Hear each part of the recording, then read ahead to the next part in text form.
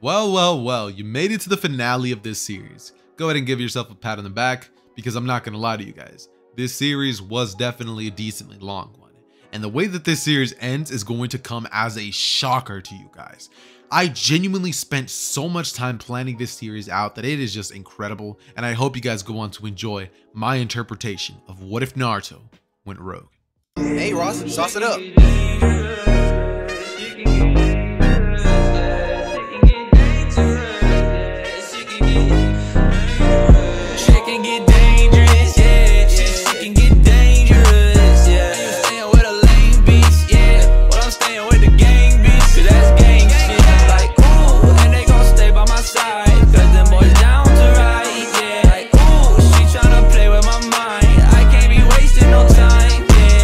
Itachi, upon finding out about the fate that befell his brother, would have a mix of emotions welling up inside him.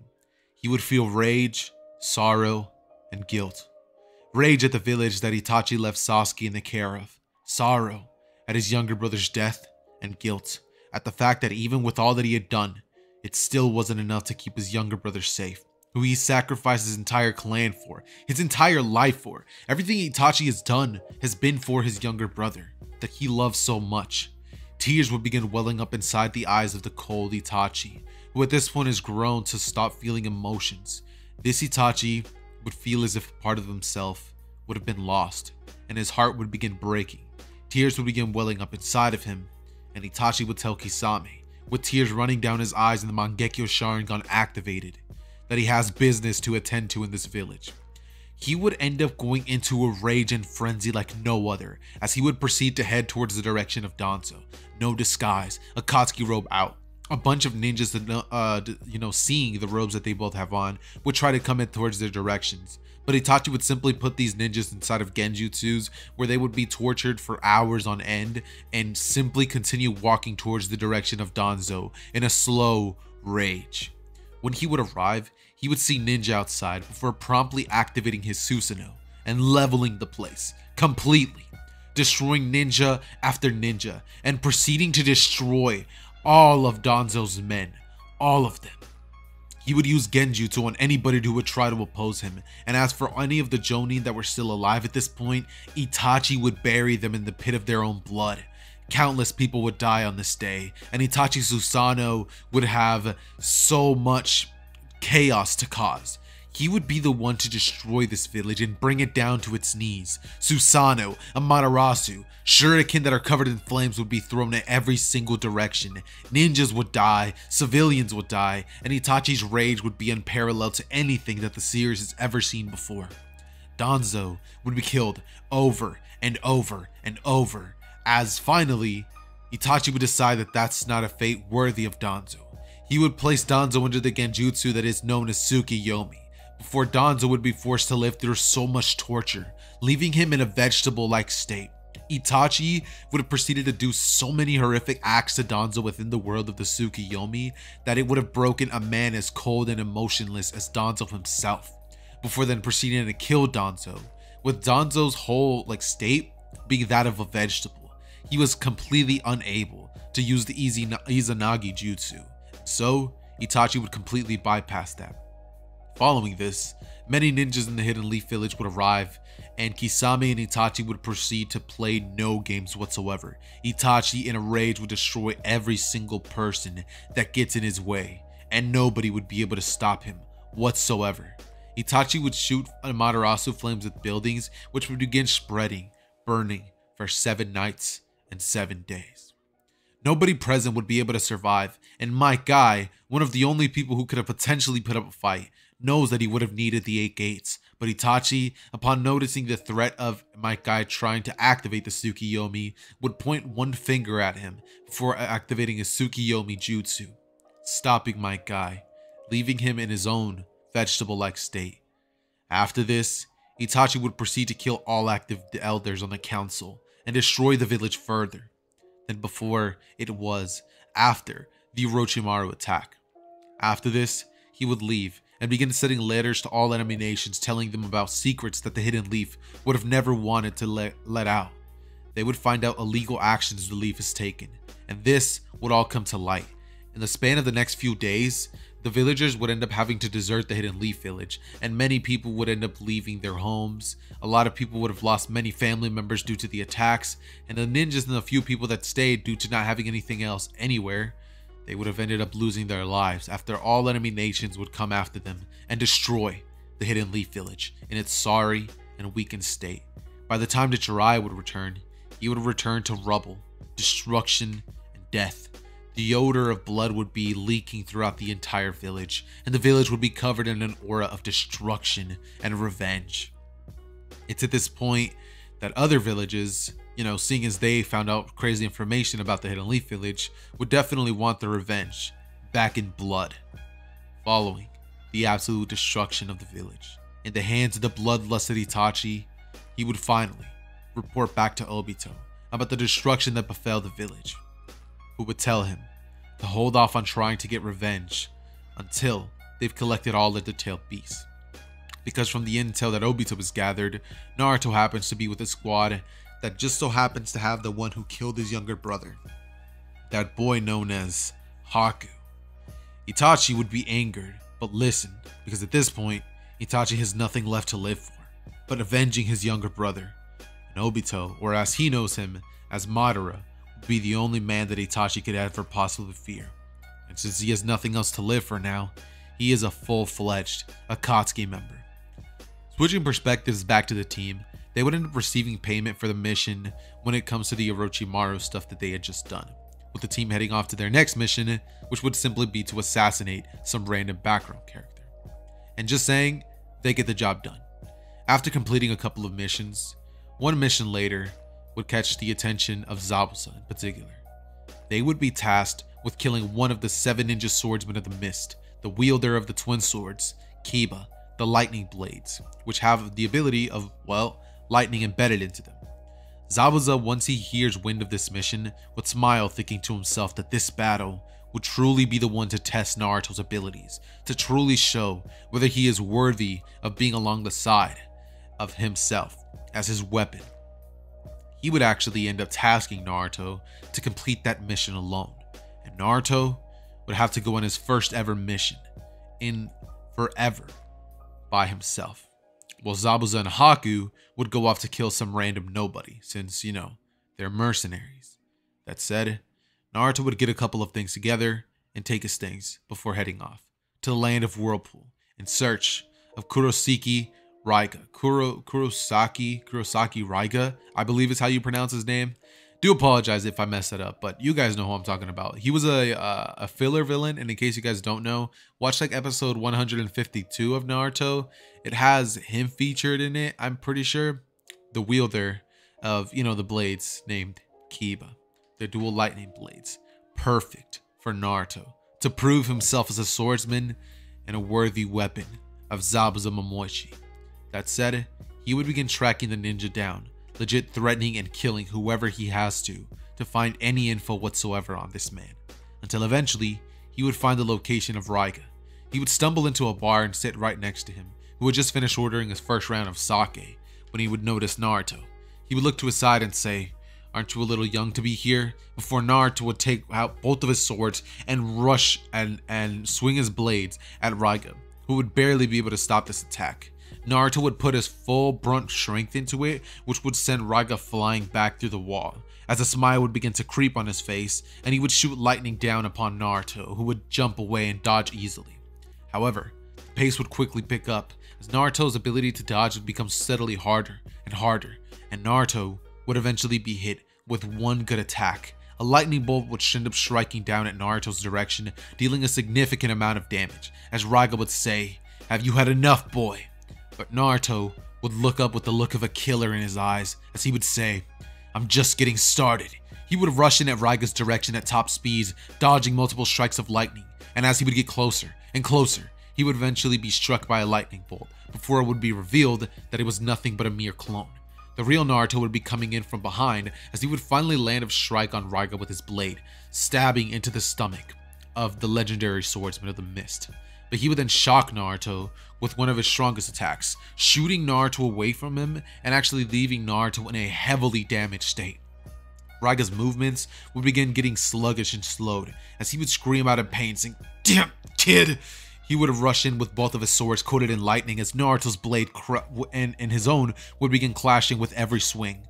Both of the blades are dual wielders, and they're sort of mimicking each other's movements, with Raiga finally noticing something. His moves, they're just like Zabuza's. And Naruto would land more and more strikes on Raiga, piercing his skin, until eventually it would be revealed that from the air, the real Raiga would appear, with a multiple streaks of electricity coming down behind him, and lightning bolts would end up hitting Naruto as he would come down with his most powerful attack. He would land the attack on the unaware Naruto, who would be completely shocked, and he would be left with multiple scars, cuts, and burns, who would stand there, simply like struggling to remain on his feet. Naruto would be near the brink of exhaustion and about to pass out unconscious. Knowing that he was about to lose this battle, Naruto would feel rage at himself, thinking that he couldn't have lost this battle. He should have landed that blow. He calculated everything.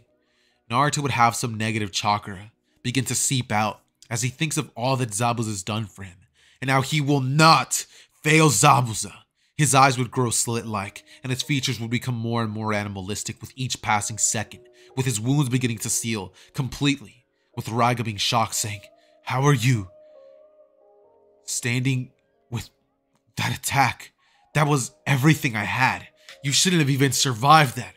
But Naruto wouldn't respond, and in the blink of an eye, Naruto would slice Raiga into pieces, with Raiga's vision being split into multiple different pathways, as he would utter one last word before he's cut into little pieces.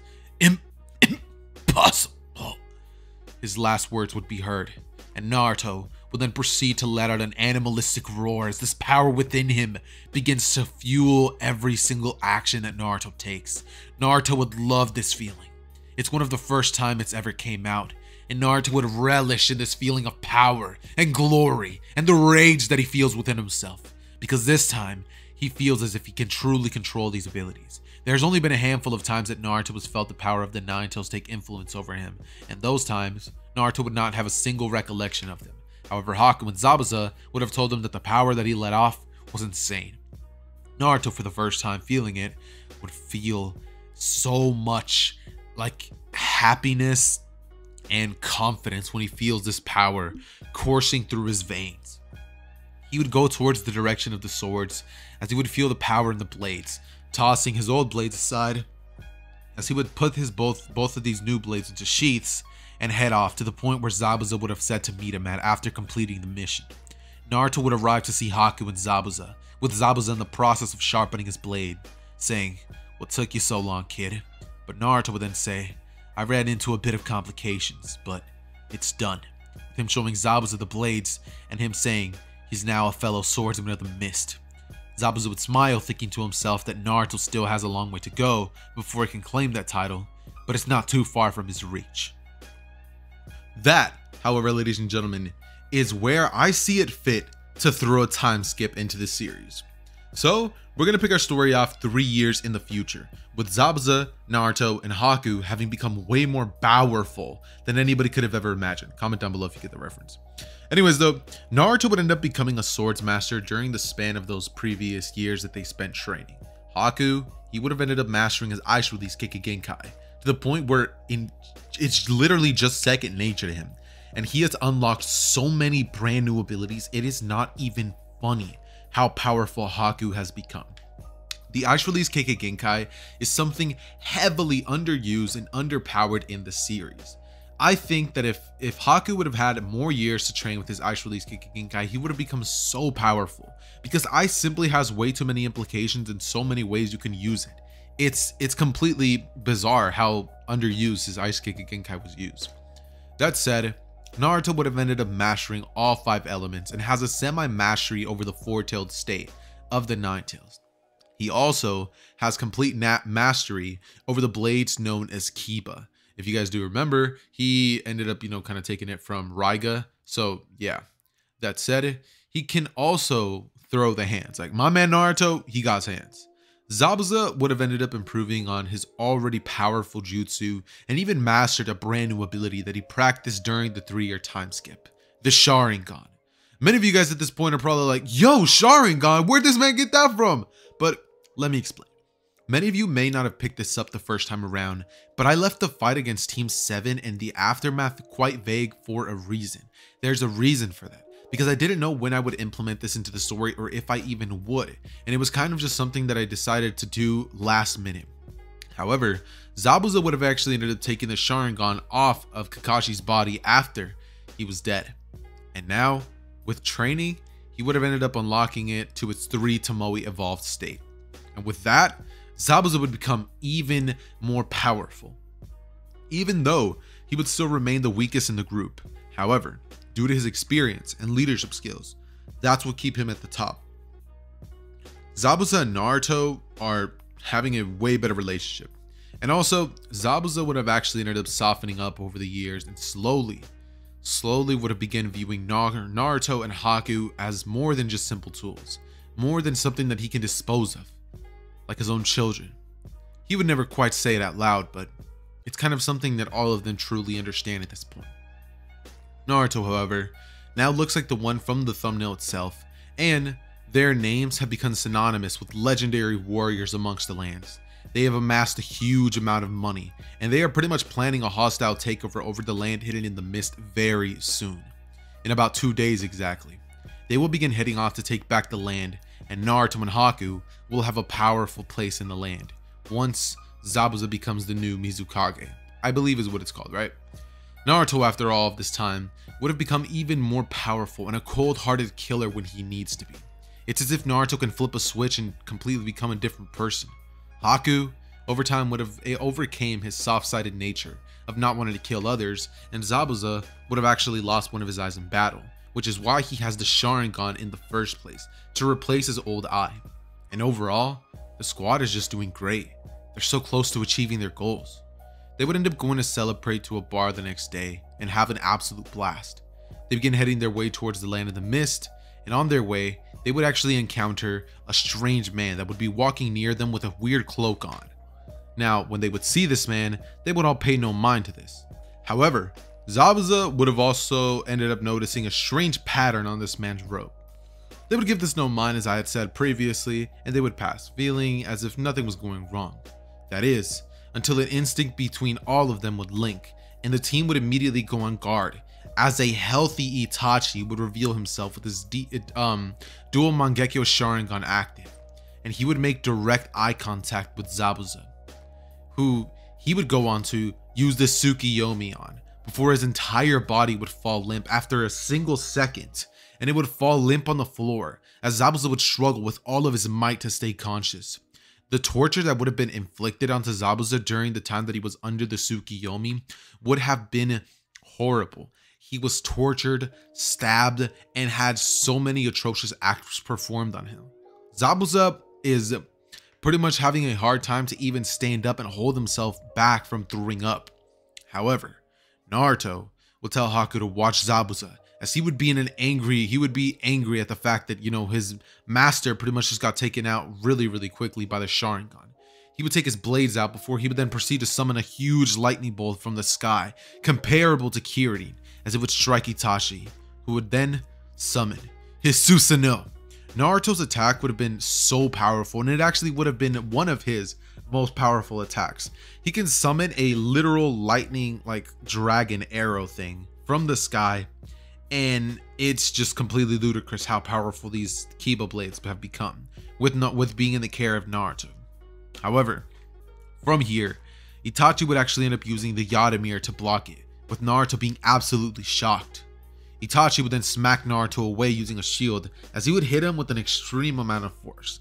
Naruto would be sent flying far off into the distance, as he would activate the four-tail state, healing a bunch of his injuries. And by that, I mean broken arm and the scars that he would have just received from being hit away by Itachi Susanoo. Itachi, after this moment, would then turn his attentions towards Haku, who was simply trying to treat Zabuza, who would then turn his attention towards Itachi, as Itachi would say, "Are you the ice user who killed my younger brother?" Haku would stand up and get into fighting position. He would freeze the entire area, covering it with ice, as Itachi would simply stare into the eyes of Haku, and he would simply destroy him with the Totsuka blade, as he would then say, "So it was you." Before then, Haku would pretty much end up creating a huge ice geyser and pretty much blocking the Yadomir, as from here, he would begin trying to throw Ice Senbon at Itachi. Before then, creating an Ice Dragon, which Itachi would destroy with his Susanoo. He would then blitz at Haku before staring directly into his eyes and placing him in a Genjutsu before staring directly into his eyes once more with the Koto Matsukami bird, forcing Haku to kill himself before Naruto. And right as Naruto would come rushing back into the battle, he would witness as Haku would take one of his Ice Senbon before cutting his own throat and falling onto the ground limp and dead. Naruto, with both swords in his hand and in a rage, would see this as he would stay still, and it was as if time itself stopped. Itachi's bloodlust would grow larger and larger as a smile would creep on his face after saying, "I finally avenged you, Sasuke." However, Naruto seeing this, he would lose himself to the state of the Nine Tails. 8 tails would sprout as he would then attack Itachi, who was using his Susanoo to hold up against Naruto's attacks. Naruto would internally be speaking to himself to Kurama, as he would have just offered him power in exchange for letting him control him for a small amount of time. He would then go on to try to remove the seal before Minato would stop him and tell him to think about these actions, telling him that he's his dad, before Naruto would punch Minato square in the face and tell him, "You have no right to tell me what I can and can't do, or even to bear the name of a father, when the man who raised me is standing only a few feet away from me. I'm gonna save him, whether I have to sacrifice my own life or anybody's life, and you stay out of my way." Minato would then be shoved to the side as he would say he's sorry he wasn't there, but Naruto would let out an evil laughter before he would say he doesn't know what he went through. He was hated by all of the villagers, and for what? To keep a Biju that he should have never had as a burden at childbirth? He would say, "I didn't deserve that," before he would then destroy Minato's residue chakra and remove the seal. Naruto would then lose himself completely to the power as he would begin getting into a bloodlusted state, which Itachi would make easy work of, dismantling Naruto with mid-tier difficulty, using the Yadomir and the Totsuka blade to pretty much sap out all of the chakra that Naruto was displaying, before finally capturing Naruto, who would have went out on an all-out rampage, but it would have not been anything close to enough of what he needed. The Nine Tails was subdued and his chakra was taken over by Itachi himself. Using the powers of the Mangekyo Sharingan, Itachi was able to snap Naruto out of that state, with Naruto trying his hardest to fight back against Itachi, but it was all in vain. This is when Itachi would capture Naruto, taking him back to the hideout, where the Akatsuki would sap every ounce of chakra out of him, and Naruto would try to fight it, but die slowly and alone. Hours later, Zabuza would finally regain consciousness and realize that Haku was laying next to him in a cold pool of blood. Naruto would go over to it before trying to heal Haku, but there was nothing he could do. Naruto was nowhere to be found, and Zabuza would feel empty. He would think back to the day that he picked them both up from the land that they were in, thinking to himself how things might have been different if he wasn't there. But I guess we'll never find out. Yep, they die. Yeah. I'm not gonna lie to you guys, my original plans for this series were originally to have Naruto have a bit of a happy ending. But with the way that I wrote this story, there was no way that I could figure out for Naruto, Zabuza, and Haku to kill Itachi. And before many of you guys are like, "Yo, how did Itachi get healed?" Well, the reason he got healed is because of pain. He has the King of Hell at his side. And after Obito ended up realizing that Itachi was 100% on his side, well, there was nothing stopping him from healing Itachi back to his full state. So that would be the ending that we would give. I tried, I really did try, guys, to give you guys a better ending, but this is the only way that things could have possibly went down with the route that I ended up choosing. Sasuke's death pretty much like made it so that they would die 100% of the time. Like it was gonna happen. Sasuke dead and Itachi bloodlusted, it just doesn't end well for anybody. That said, if you guys enjoyed this series, make sure to go down below, drop a like, and hit that subscribe button, as well as the notification bell to be updated on any future videos. That said, it has been your boy Zether, and I am out. Peace.